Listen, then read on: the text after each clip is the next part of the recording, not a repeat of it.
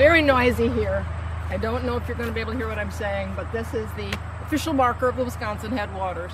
As you can see, it doesn't say anything about going any further north, but that it was a very, very busy river.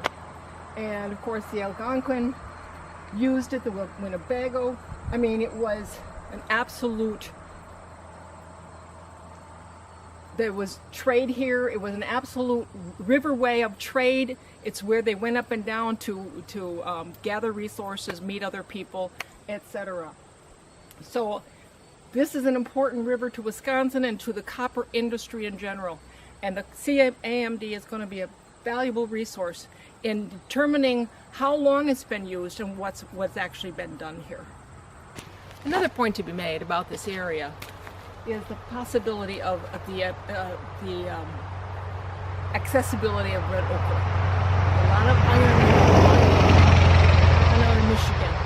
Now, red ochre is considered to be a glacial cane, early or late archaic, maybe early woodland identifier, but I suspect they've been using red ochre for a very long time and for different reasons. And iron ore up in this area would have been valuable to them, not just the copper.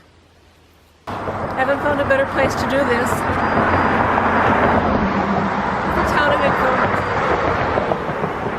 This is part of a chain of lakes known as Lake Nokomis. I have in my newsletter in February number of time periods that the natives might have lived here. And I want you to picture for a minute, this is the village site of people living here long ago who tooled in copper, who came up the Wisconsin River all the way to where it ended to get copper and came back to this area to work here, to live here, to use the resources, very much like people do today. Now, what we have in this area is very possibly old copper industry, the old copper culture people, all the way to the Mississippian period.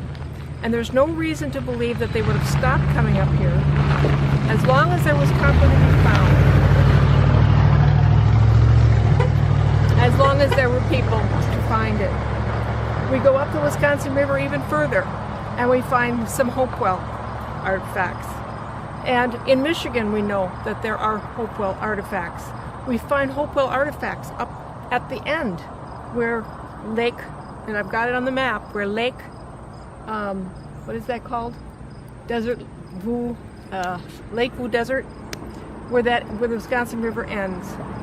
So all throughout history, for as long as people have been tooling in copper, this was an area that they used. A lot of copper artifacts have been found here. When we go back to the lab, what I call my lab, my historical lab, we'll start taking a look at what those artifacts are telling us. I am at the Lake View Desert area. This is a small lake just a little north of that area. And I'm not going to give the exact location, of course, but what I'm interested in discovering is if north of where they say the Wisconsin River began, at one time, way back in the past, the Wisconsin River began somewhere further north. I think it makes a lot of sense that way in the archaic past, and I am studying copper artifacts, that in the archaic past, the Wisconsin River could have begun much closer to Lake Superior. That's what I'm looking at, and that's what I'm trying to uncover here.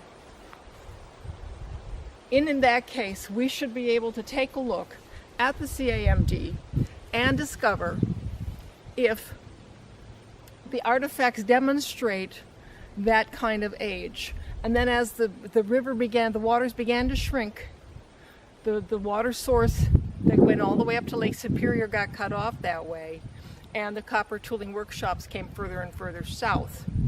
We might be able to discover that with this copper database.